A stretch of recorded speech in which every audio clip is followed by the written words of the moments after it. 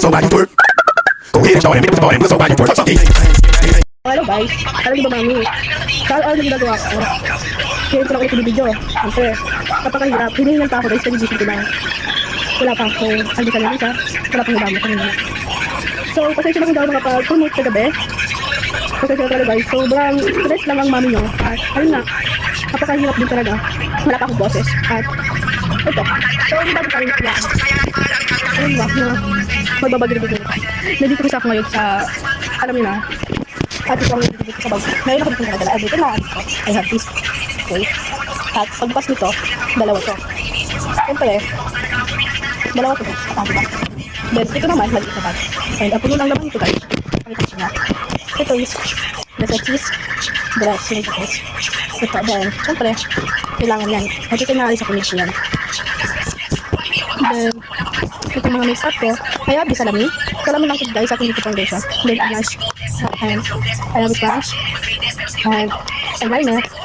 Lip balm. Foundation. Dalawa yan. And, lip tint. Ang lip tint ko na ito yung favorite ko kasi make matte siya at hindi siya masyadong mapula. So, hindi siya masyadong halata. At, syempre, gamot. Bakit tanong niyo pa kung anong gamot to? Syempre, para ito sa mami nyo. Ano yan? Panta sa eyeliner and glue. Ayun lang. Diba? Alam na, comment or party guys. Hindi na talaga makapag-upload kagabi dahil sobrang busy. Sobrang dami nangyari kahapon. At late na rin nakaulit sa trabaho. Ano naman.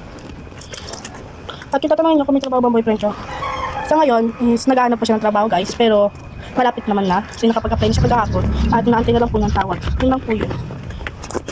Tsaka hindi po siya tamad. Surely, totoo sila. Pero syempre, hindi naman natin may iwasan na tamalin, diba?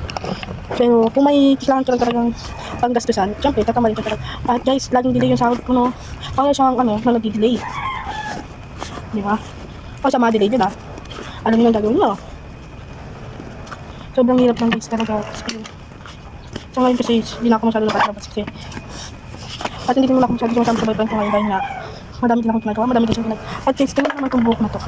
Hapon ay pinadala lang ko sa akin, then sinukat, nakatulog na ako guys. Pero ang haba niya sobra guys, parang siyang bulbul. Ay bad. Parang siyang ganon. Sobrang haba kasi pag nakatulog ka talaga, ito naman nasa. And, ang time to. Kita. So, bye-bye na guys. Comment lang kayo sa part 2.